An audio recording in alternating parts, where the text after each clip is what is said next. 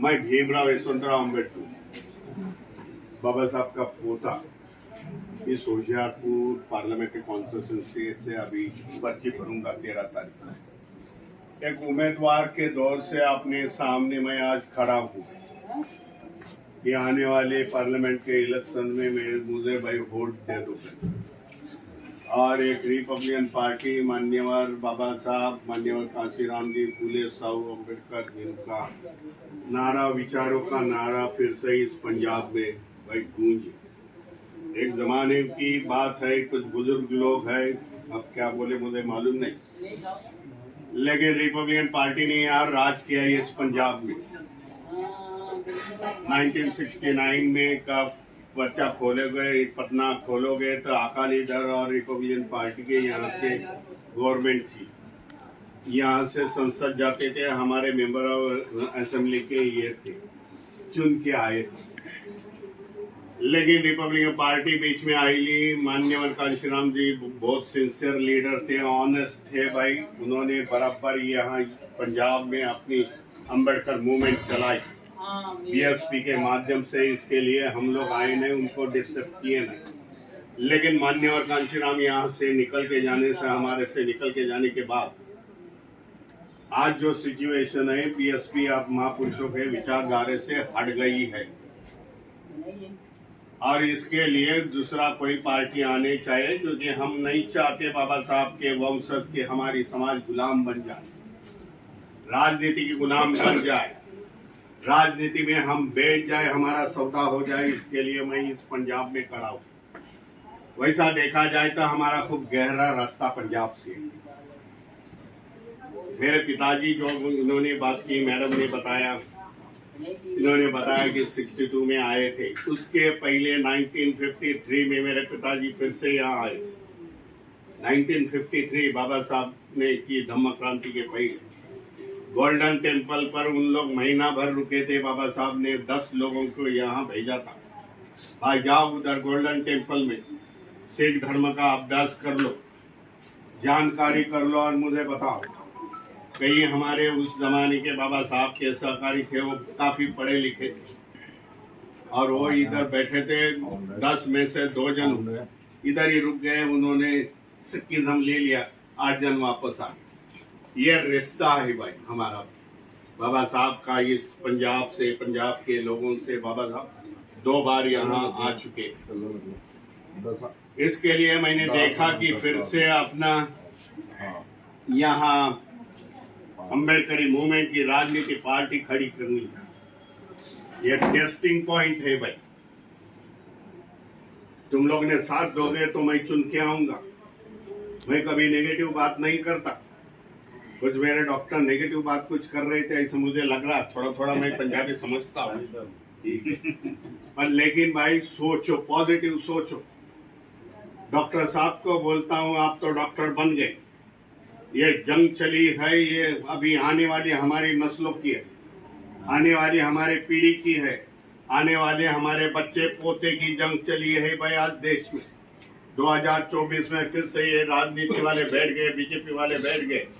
कोई इलेक्शन भूल जाओ, नौकरियां भूल जाओ। डॉक्टर बन गए, डॉक्टर अपने फैमिली में बनेंगे नहीं, प्रोफेसर अपनी फैमिली में बनेंगे नहीं, क्योंकि नया कानून अभी पार्लियामेंट में पिछली कोरोना के महामारी में एक नया कानून तैयार हुआ है, जिसको एजुकेशन बिल बोले। एजुकेशन बिल नहीं, एजुकेशन कायदा है। महामारी में कोविड ने उस पर साइन जाते समय साइन कर दिए, वो एक्ट बन गया, लेकिन एक्ट की इम्प्लीमेंटेशन नहीं है। लेबर एक्ट बना है, सब जानते हैं कि लेबर एक्ट बाबा साहब ने 1942 में बनाया था। वहां के 40 कायदे बाबा साहब ने कामगारों के लिए बने थे, आज 5 कायदे, कोई भी प्रोटेक्शन नहीं है। ये सब जानकारी ले लो भाई। खाली विरोध करने से कुछ नहीं मिलेगा आपको, पॉजिटिव सोच रखनी पड़ी। हमारी ताकत के साथ हम लोग खड़े होने चाहिए। हम संख्या में ज्यादा है, लेकिन बिखरे हुए। एक मंच पर आना चाहिए, एक दिल से आना चाहिए, सोचना चाहिए हमें आगे की लड़ाई लड़नी है। बाबा साहब ने कहा है कि मैंने आने वाला कारवा इतना लंबा लेके गया हूँ वो पीछे मत आने देना। आज शुरुआत हुई है, कारवा पीछे आ रहा है, इसके लिए बाबा साहब के वंशज ऐसे घर पर बैठ नहीं सकते। मैं मैदान में उतरा हूं यही कारवा को आगे लेके जाने के लिए। जानता हूं आगे तो ढकल नहीं सकता क्योंकि जनता की मुझे सपोर्ट होनी जरूरी है। इसके लिए सबके साथ हम लोग आगे ये कारवा को निकल जाएंगे। आज तक कांग्रेस को वोटिंग दिया, पिछली बार आप यहाँ से चुन के गए। एक ही बात बताना चाहता हूँ, ज्यादा बड़ा मंच होगा तो उस पर भी बड़ी बात रखूंगा। जब यहाँ से जो 6 सीटें यहाँ से गई है पंजाब से, मेंबर ऑफ द राज्यसभा की 6 सीटें गई है, मालूम है क्या आपको? जो आप सरकार ने हमारे लिए ना वाल्मीकि को दिया, ना रविदासी लोगों को दिया, ना पिछड़े वर्गों के लोगों को उसमें चुन के दिया। उन्होंने भी पूंजीपति को चुन के दिए। लाइक 6 सीट लेते समय 6 सीटों में कई आर्थिक व्यवहार हो गए, उसके पैसा ले लिया, सीटें बेच दी। इसके लिए हमारी ताकत होनी चाहिए। किसी के द्वार पर खड़े होने के पहले तुम घर पर रह जाओ, वो तुम्हारे द्वार पर आना चाहिए। इस प्रकार की राजनीति की ताकत इस पंजाब में खड़ी करने में समझता हूँ जरूरी है। इसके लिए मैं पंजाब चुना हूँ, होशियारपुर चुना हूँ। आशा करता हूँ आप सभी जन मेरे को सपोर्ट देंगे।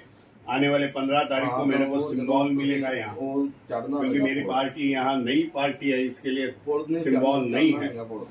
15 तारीख को सिंबल मिलेगा। 15 तारीख को फिर से आपको मिलने को आऊंगा। बतौर पंचायत मेंबर अपनी पूरी पंचायत वालों आप जी ਨੂੰ ਜੀ ਆਖਦੇ ਹਾਂ ਔਰ ਵੈਲਕਮ ਕਰਦੇ ਹਾਂ।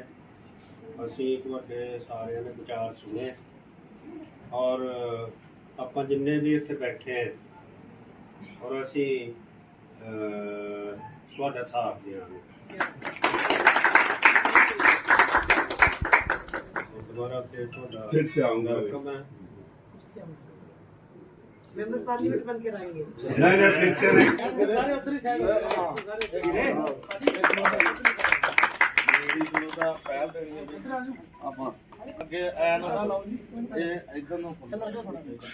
ਜੈ ਭੀਮ ਬਾਬਾ ਸਾਹਿਬ ਤੁਹਾਡੀ ਸੋਚ ਤੇ पैरा देंगे ठोके, ਬਾਬਾ ਸਾਹਿਬ ਤੁਹਾਡੀ ਸੋਚ ਤੇ पैरा देंगे ठोके। जय भीम जय भीम, जय भीम बाबा साहब जी आगे बढ़ो, हम तुम्हारे साथ हैं। बाबा साहब जी आगे बढ़ो, हम तुम्हारे साथ हैं। बाबा साहब जी आगे बढ़ो। हम तुम्हारे साथ हैं। जय भीम जय भारत।